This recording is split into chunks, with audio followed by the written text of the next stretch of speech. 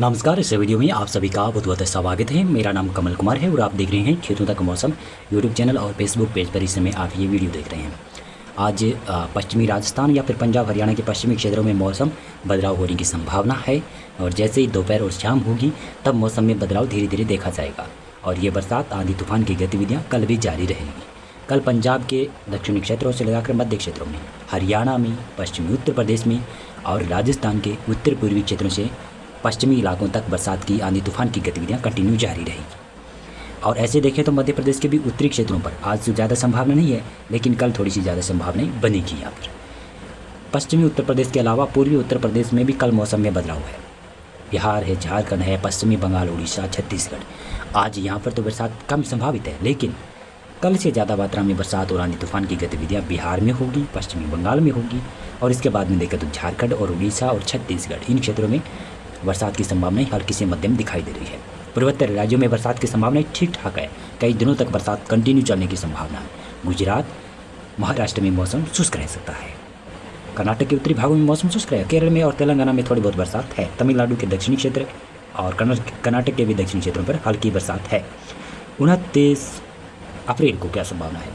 पंजाब, हरियाणा, राजस्थान के उत्तर मध्य क्षेत्रों के ऊपर और पश्चिमी उत्तर प्रदेश, पूर्वी उत्तर प्रदेश, बिहार लगभग कहूँ तो ये गंगा का जो मैदानी क्षेत्र है, जिसमें पंजाब के इलाकों से लगाकर बिहार तक मौसम बदला रहेगा।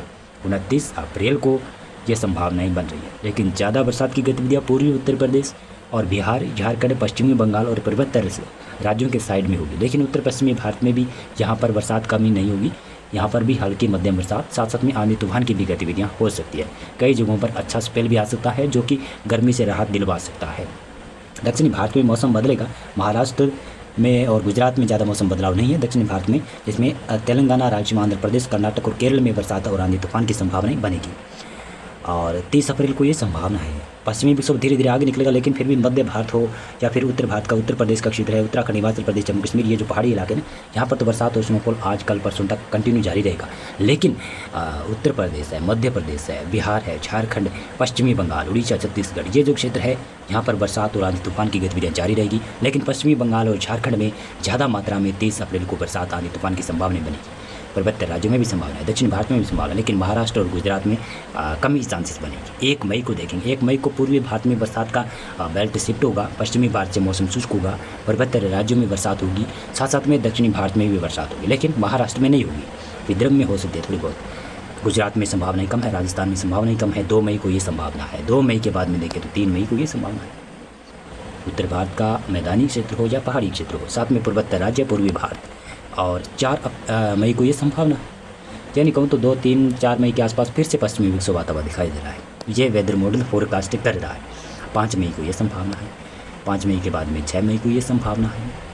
और केरल के आसपास जो ये इतनी ज़्यादा बरसात दिखाई जा रही है, मैं शायद कुछ न कुछ सिस्टम हिंद महासागर के ऊपर बनकर अरब सागर की तरफ आ भी सकता है। अभी संकेत दिख रहे हैं।